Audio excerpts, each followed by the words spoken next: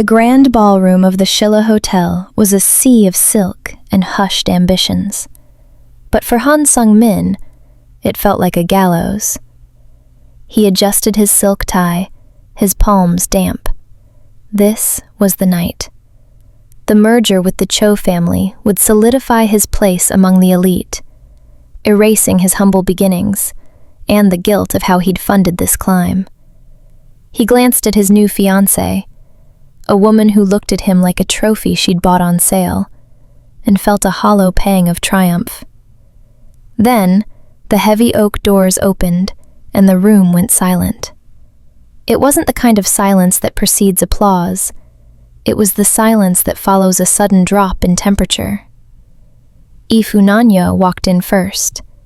She was a vision of minimalist luxury in a floor-length obsidian silk gown that caught the light like deep water.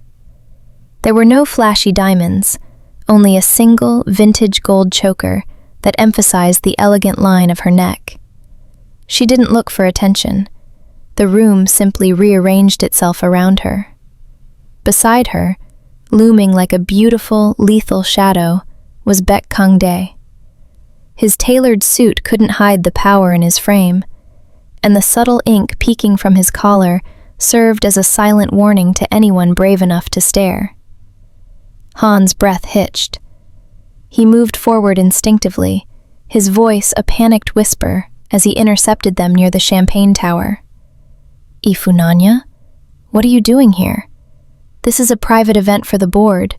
You need to leave before—" Kang-dae stepped forward, his hand sliding with possessive, terrifying calm around Ifunanya's waist.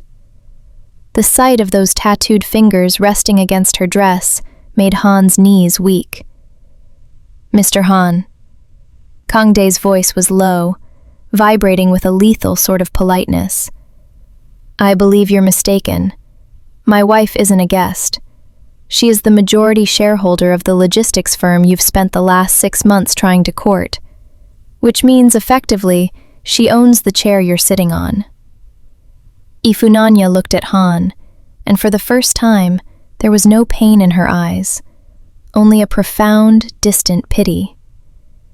"You told me once that loyalty doesn't pay the bills, Han," she said softly, her voice carrying through the quiet hall. "You chose a gold-plated cage. I chose the man who owns the city." As the Cho family's lawyers approached with grim faces, carrying the documents of Han's fraudulent deal, the realization hit him like a physical blow. By discarding Ifunanya, he hadn't just lost a woman. He had handed the key to his empire to the only man he feared. He watched, paralyzed, as she turned away without a backward glance, walking deeper into the light of a world he would never truly belong to. The candlelight at L'Imperial flickered against the crystal stemware, casting dancing shadows over the table Han had reserved weeks in advance. Ifunanya sat across from him, her posture a study in quiet grace. She wore a simple cream dress, her heart light with the expectation that tonight, after 5 years of struggle and shared dreams, he would finally set a date for their wedding. Instead, Han wouldn't meet her eyes. He adjusted his watch, a new, expensive piece she hadn't seen before, and cleared his throat. "Ifunanya, we need to be realistic," he began, his voice devoid of its usual warmth. "My family, they've made it clear that my current trajectory requires a specific kind of support, a political alliance, the kind of foundation that can't be built on sentiment alone." Ifunanya felt a cold numbness settle in her fingertips. "A political alliance," she repeated softly. "You mean the Cho family's daughter?" Han finally looked up, his expression hardening into a mask of corporate coldness. "It's a strategic necessity. I'm moving into a different tier of soul society now. I can't be tethered to the past if I'm going to build a future." The word tethered stung more than the betrayal itself. She thought of the late nights she'd spent editing his proposals, the months she'd covered their entire rent so he could network, and the significant portion of her savings she had transferred to him just last month for what he called a once-in-a-lifetime investment. "The investment, Han," she said, her voice remarkably steady despite the roar in her ears. "The money I gave you, that was for our home." Han took a slow sip of wine, looking remarkably untroubled. "That capital was essential for the entry fee into the merger. Consider it a parting gift, or perhaps tuition for learning how the world actually works. I'll have my assistant send over the rest of your belongings from the apartment by morning." He stood up, looking handsome in a way that now felt grotesque to her. He didn't offer an apology, only a nod of dismissal, as if she were a staff member whose contract had reached its natural end. "You're a resilient woman, Ifu. You'll find your way back to Nigeria, or settle somewhere more suited to your pace." As he walked away, the restaurant's opulent gold leaf and velvet suddenly felt like a tomb. She looked down at her hands, bare and trembling. He hadn't just broken a promise. He had fleeced her of her resources and her time, leaving her stranded in a foreign city he'd used her to conquer. But as Ifunanya watched his retreating back, a spark of something hotter than grief ignited in her chest. Han had mistaken her silence for weakness, but he had forgotten one thing. She had built him from nothing, and she knew exactly how fragile his new foundation truly was. The morning after the world ended, Seoul was indifferent. The city moved with a frantic, rhythmic pulse that didn't stop for a broken heart or a drained bank account. Ifunanya stood in her small, temporary studio, surrounded by boxes that smelled of Han's cologne and the metallic scent of rain.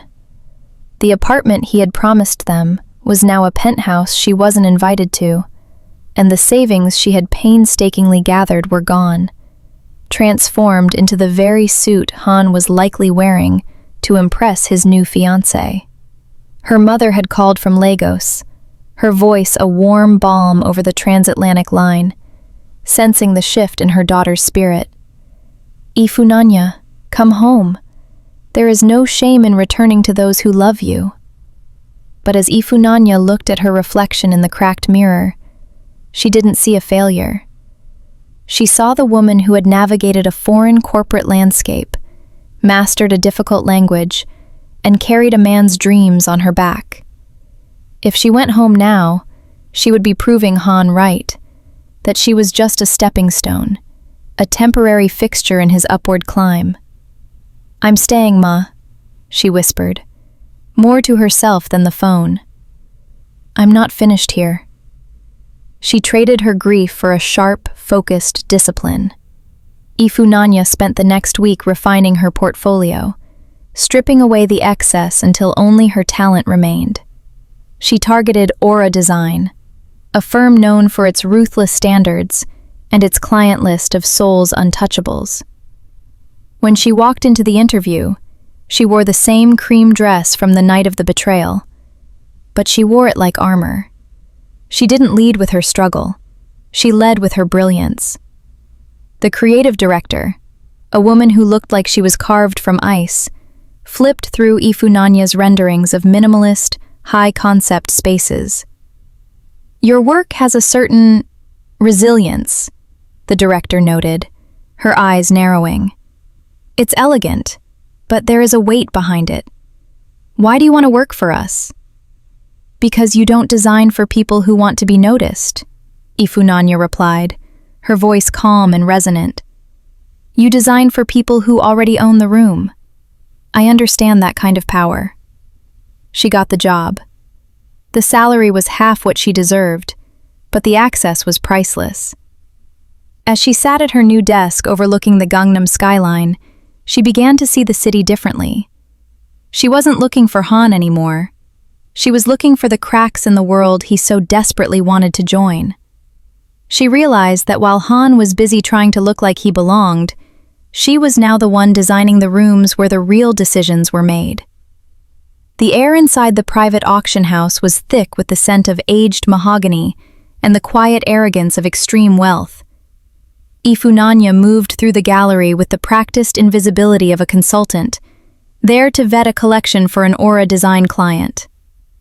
She felt a strange sense of peace among the artifacts. They were displaced, just like her, yet they retained an undeniable dignity. She stopped before a centerpiece, a bronze head from the Kingdom of Benin, its intricate coral-beaded crown gleaming under the spotlights. Standing before it was a man who seemed to command the very air around him. He was tall, his presence a heavy, grounding force in a room full of flighty socialites. A sharp undercut framed a face of carved granite, and as he adjusted his cuff, the dark line of a tattoo peeked from beneath his bespoke sleeve. "The 18th century craftsmanship is impressive," the man remarked, his voice a low, melodic baritone that didn't seek attention, yet received it effortlessly. He was speaking to an obsequious curator. "A fine symbol of a warrior king's wealth." "Actually," Ifunanya interrupted softly, her voice cutting through the curator's sycophantic nodding. The man turned. His eyes were dark, observant, and dangerously intelligent. He didn't look annoyed. He looked curious. "It isn't a symbol of wealth," Ifunanya continued, stepping closer but maintaining a respectful distance. She didn't flinch under his heavy gaze. "It is an uhunmun elao. It represents the ancestral spirit and the weight of responsibility. The beads aren't just decoration. They are a record of every sacrifice made to protect the people. It's not about what the king owned. It's about what he owed." The curator gasped, ready to usher her away, but the man raised a single scarred hand. The room went unnervingly still. He looked at the bronze, then back at Ifunanya, his gaze drifting to her name tag and then to her eyes, searching for the tremor that usually accompanied those who spoke to him uninvited. He found none. "Responsibility over riches," the man mused, a ghost of a smirk playing on his lips. "A rare perspective in this city. Most people here only see the gold." "Most people in this city are looking for a reflection of themselves," she replied, her tone as polished as the bronze. "They rarely look for the truth." "And you? What are you looking for, Ifunanya Chiamaka Eze?" The way he spoke her full name sent a shiver down her spine, not of fear, but of recognition. He knew who she was, or perhaps he knew exactly who she wasn't. "I'm looking for things that cannot be broken," she said. Baek Kangdae stepped into her personal space, the scent of sandalwood and cold rain enveloping her. He didn't save her from the moment, he invited her into it. "Then you are in the right place," he whispered, "but the wrong company." Baek Kangdae sat in the dim light of his private office, the glow of a tablet illuminating the sharp angles of his face. On the screen was a web of financial transactions that would look like standard corporate growth to a layman, but to Kangdae, it looked like a confession. He traced the flow of capital that Han Sung-min had used to buy into the logistics merger, the very deal Han thought would be his coronation. He was sloppy. A voice spoke from the shadows. Kangdae's top lieutenant stood by the door. He didn't just leak the trade routes to the Cho family to secure his marriage. He funded his initial buy-in with an external account. It wasn't his. Kangdae leaned back, his eyes narrowing as he scrolled through the history of a depleted savings account registered to Ifunanya Chiamaka Eze. He saw the dates of the transfers. They aligned perfectly with the nights Han had been seen celebrating in the city's most exclusive lounges. Han hadn't just betrayed a woman. He had used her life's work to facilitate a theft from Kangdae's own shadow networks. A cold, dangerous silence filled the room. In Kangdae's world, a debt was a sacred thing, and a thief was a marked man. But this was different. Han had built his new life on the bones of the woman who had corrected Kangdae at the auction. the woman who understood that power was about what one owed, not what one owned. "He thinks he's a player," Kangdae murmured, his thumb brushing a tattoo on his forearm. "He thinks he used her to get to me. He doesn't realize he's handed me the perfect weapon." "Shall we proceed with the standard collection?" the lieutenant asked, implying a violence that didn't need to be named. Kangdae watched a video feed of Ifunanya leaving her office, her stride calm and her head held high despite the weight he knew she carried. She was a woman of rare metal, tempered by a fire she hadn't deserved. To simply eliminate Han would be a waste. To take back the money would be a mere transaction. "No," Kangdae said, a slow, predatory smile touching his lips. "Han Sung-min wants to be a king? Let him keep his stolen throne for a little longer. We aren't going after his life yet. We're going after his legacy." He stood up, adjusting his jacket. "Find out where she goes after work. I don't want to collect the money, and I don't want the leaked roots back. I want the only thing Han has left that actually has value." He was going to collect the woman Han was too blind to keep. The rain in Seoul had turned to a fine silver mist by the time Ifunanya reached the Han River. She liked the solitude of the water, but tonight, the silence was broken by the low hum of a black sedan idling nearby. Baek Kangdae was leaning against the railing, looking less like a phantom of the underworld and more like the architect of a new one. He didn't offer a greeting. He simply watched the current. "Han used your life savings to buy his seat at the table," Kangdae said, his voice cutting through the damp air. "He stole from you to pay a debt to me. In my world, that makes you a silent partner in my business. In his world, it makes you a ghost he's trying to exorcise." Ifunanya didn't flinch at the mention of the theft. She had already suspected it, but hearing it aloud felt like a final, cold baptism. "Why are you telling me this? You don't strike me as a man who provides free information." "I'm a man who is transitioning," Kangdae said, finally turning to face her. The streetlights caught the sharp lines of his face and the dark ink on his neck. "I am moving my assets into the legitimate sector. To do that, I need a specific kind of image. I need a wife who is untainted by the shadow world, someone with the intellect to manage a board and the spine to stand beside me without trembling. You need the resources to ensure Han Sung-min never breathes easy in this city again." He stepped closer, his presence a heavy, warm weight in the cold night. There was no ring, no grand romantic gesture, only a cold, shimmering clarity. 3 years, a legal marriage. You will have full access to my corporate accounts and the protection of my name. In exchange, you help me build an empire that the politicians can't touch. Ifunanya looked at him, really looked at him. He wasn't offering to save her. He was offering her the tools to save herself. She thought of Han's smug face at the restaurant and the way he had dismissed her as tuition. 3 years, she said, her voice steady. But we do it on my terms. I am not a trophy to be kept in a penthouse. I lead the design of your corporate headquarters.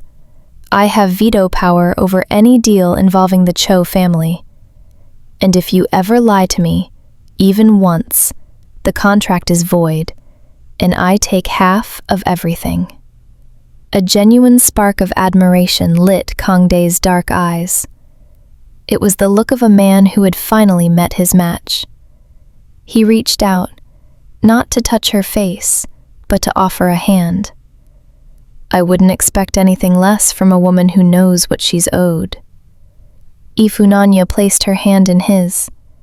His grip was firm, calloused, and unshakable. The deal was struck. She wasn't going back to Nigeria as a failure, and she wasn't staying in Seoul as a victim.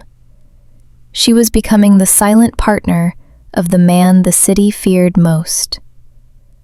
Ifunanya's arrival at the Beck estate was not the explosive takeover the city's gossips expected.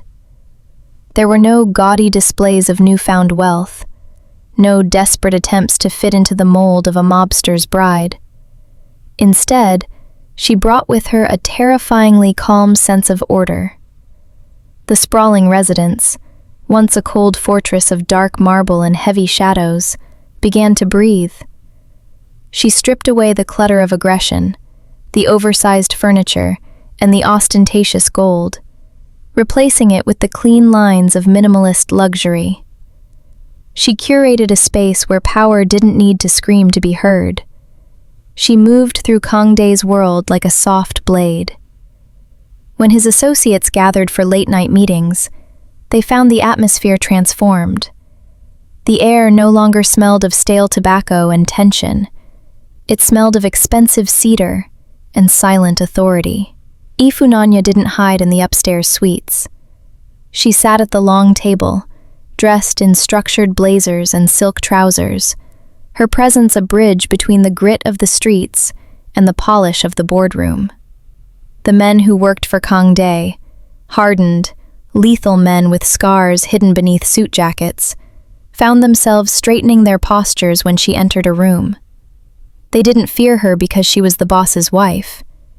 They respected her because she looked at them with the same level, unblinking gaze as Kangdae himself. She didn't seek to change him either.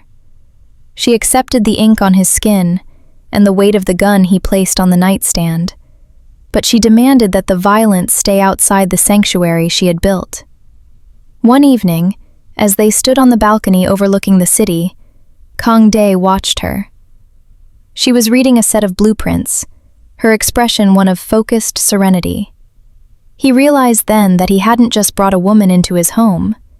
He had invited a shift in his own soul. He used to be a man who destroyed things to prove his strength. Now, watching Ifunanya refine his world, he wanted to build something that could actually last. "You've turned my house into a gallery," he remarked, his voice low and devoid of its usual edge. "I've turned it into a message," she replied, not looking up from the plans. "A man who lives in chaos is a man who can be caught. A man who lives in order is a man who has already won." She was no longer the discarded fiancé nursing her wounds. She was the architect of a new era. She hadn't been upgraded by Kangdae. She had taken the raw, jagged power of his life and polished it into a weapon. And as she looked out toward the Gangnam district, where Han was surely struggling to maintain his fragile facade, she knew the atmosphere was finally right for the storm to break. The golden luster of Han Sung-min's new life was beginning to peel at the edges. His marriage to the Cho heiress was less of a partnership and more of a hostage situation, characterized by cold dinners and the crushing weight of expectations he could barely meet. But it wasn't the domestic coldness that kept him awake. It was the whispers. In the exclusive smoking lounges and high-floor boardrooms of Seoul, the name of Baek Kangdae, the Viper, was being spoken with a new, uneasy reverence. The word was that the King of the Shadows had finally found his queen. Han first saw her through the rain-streaked window of a company car. He was stuck in the gridlock of the Cheongdam-dong district when a matte black SUV pulled up in the lane beside him. The glass was heavily tinted, but for a split second, the rear window descended just enough for a woman to catch the air. His heart stopped. It was the profile he knew better than his own. The quiet elegance, the calm set of the jaw. But the woman in the car wasn't the Ifunanya who had once waited for him with a warm meal and a hopeful smile. This woman wore a pair of dark architectural sunglasses and a suit of such impeccable tailoring it made his own expensive wardrobe look like a costume. Before he could cry out her name, the window rolled up and the SUV surged forward, escorted by 2 black motorcycles that rode with the disciplined aggression of a royal guard. "It can't be," he whispered, his hands gripping the leather seats until his knuckles turned white. But the rumors intensified. His business associates spoke of a Madame Beck, who had handled the latest negotiations for the Kang-dae logistics merger with a surgical precision that had left veteran CEOs speechless. They described a woman of striking African beauty who possessed a fearsome grace, someone who didn't just stand by Kang-dae, but seemed to be the mind behind his recent legitimate pivot. Paranoia began to rot Han's focus. Every time a black car lingered too long behind him, every time a new investor asked about his previous connections, he felt the noose tightening. He found himself scrolling through old photos of Ifunanya, trying to find a trace of the woman he had discarded in the ghost he saw haunting the city's elite circles. He had told himself she was a stepping stone, a peasant he had outgrown. But if the rumors were true, he hadn't left her in the mud. He had accidentally thrown her into the arms of the one man who could dismantle everything Han had lied to build. The realization was a slow poison. He had traded a diamond for a gold-plated cage, and now that diamond was being polished by a master who knew exactly how to use its edge to cut him down. Han found her at the edge of the sculpture garden after a charity gala, a place of manicured hedges and forced serenity. He had been tracking her movements for weeks, driven by a frantic need to believe she was a victim. He stepped from the shadows, his face pale, and his breath smelling of the expensive scotch he'd used to bolster his courage. "Ifunanya, stop," he hissed, his voice cracking. She turned slowly. In the moonlight, she looked like a goddess carved from obsidian and starlight. She didn't look startled. She looked inconvenienced. "Han, you're trespassing on private property." "I'm trying to save you." He stepped closer, his eyes darting around the dark garden. "Do you even know who he is?" The tattoos, the blood on his hands. Beck Kang-dae is a monster. He's using you to clean his image, and when he's done, he'll discard you just like any other asset. You're in over your head, Ifu. Come with me now and I can talk to the Cho family. We can find a way to get you out. "You're confused, Han," she interrupted, her voice as smooth as silk. "You think everyone sees people as assets because you do. You think I'm being used because you're incapable of imagining a man who values a woman's mind." "He's a killer!" Han shouted, reaching for her arm. He never touched her. A hand, heavy and scarred, clamped onto Han's wrist with a strength that made his bones groan. Kang-dae stepped out from behind a tall marble pillar, his presence so sudden and overwhelming that Han's knees buckled. Kang-dae didn't look angry. He looked bored, which was infinitely more terrifying. "You're making a scene at my wife's event," Kang-dae said, his voice a low, predatory rumble. He didn't let go of Han's wrist. Instead, he stepped into the light, the ink on his neck seeming to writhe in the shadows. "And you're touching something that doesn't belong to you." I was just warning her," Han stammered, the sweat pouring down his face. "She doesn't know what you are." Kang-dae leaned in, his face inches from Han's. "She knows exactly what I am. She saw the scars and the shadows, and she chose to stand beside me anyway. But do you know what you are, Han? You're the boy who steals from his partner because he's too weak to build his own throne. You're the boy who uses women to climb a ladder he hasn't earned." Kang-dae released him with a flick of his wrist, as if discarding trash. He didn't strike him. He didn't need to. The sheer disparity between them, the boy who used and the man who protected, was a more brutal blow than any fist. Kang-dae turned to Ifunanya, his expression softening instantly into something fiercely protective. He offered her his arm. "The car is ready, my love.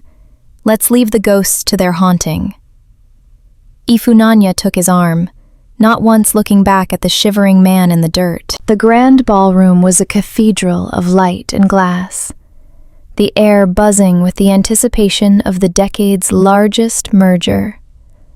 Han Sung-min stood at the center of the Cho family circle, forcing a smile that felt like cracking plaster. This was his moment of ascension. But as the music died down for the keynote announcement, the giant digital screens meant to display the new corporate logo flickered and changed. Instead of a merger graphic, a ledger appeared. It was a forensic map of theft, bank transfers from an account belonging to Ifunanya Chiamaka Eze, routed through shell companies to fund Han's initial buy-in. Then came the audio. Han's own voice, recorded months ago, dismissing Ifunanya as tuition for his new life. The silence that followed was absolute, the kind of silence that precedes a landslide. Han's fiancé stepped away from him as if he were a contagion. Her father, the political patriarch, didn't say a word. He simply signaled to his security. The gold-plated cage hadn't just opened, it had imploded. Through the crowd, Ifunanya approached. She was the picture of calm, dressed in a gown of shimmering midnight blue, her hand resting lightly on the arm of Baek Kangdae. She looked at Han, who was now trembling, his career and reputation dissolving in the heat of the camera flashes. "You once said you couldn't be tethered to the past if you wanted to build a future," Ifunanya said, her voice clear and resonant enough to reach the back of the hall. "But you forgot that the past is the foundation. If you build on a theft, the house will always fall." Kangdae stepped forward, his presence a dark sun. He didn't need to raise his voice to command the room. "The logistics firm you tried to hijack is now under the sole directorship of my wife. Your contracts are void. Your debts to my associates are called in, effective immediately." Han looked around the room, searching for a single face that held a shred of sympathy. He found only the cold, judgmental eyes of the elite he had sacrificed his soul to join. He looked at Ifunanya, the woman he had thought was a stepping stone, and realized she was the mountain he had failed to climb. As security escorted Han toward the back exit, stripped of his title and his future, Ifunanya didn't feel the rush of petty revenge. She felt the lightness of a debt finally settled. She turned to Kangdae, who was watching her with a pride that was both fierce and quiet. He didn't save her from the wreckage. He simply held the light while she cleared the path. Ifunanya Chiamaka Eze walked toward the stage, not as a victim seeking closure, but as the new architect of the city's future. Han had chosen money, but Ifunanya had chosen power, and she was only just beginning to use it.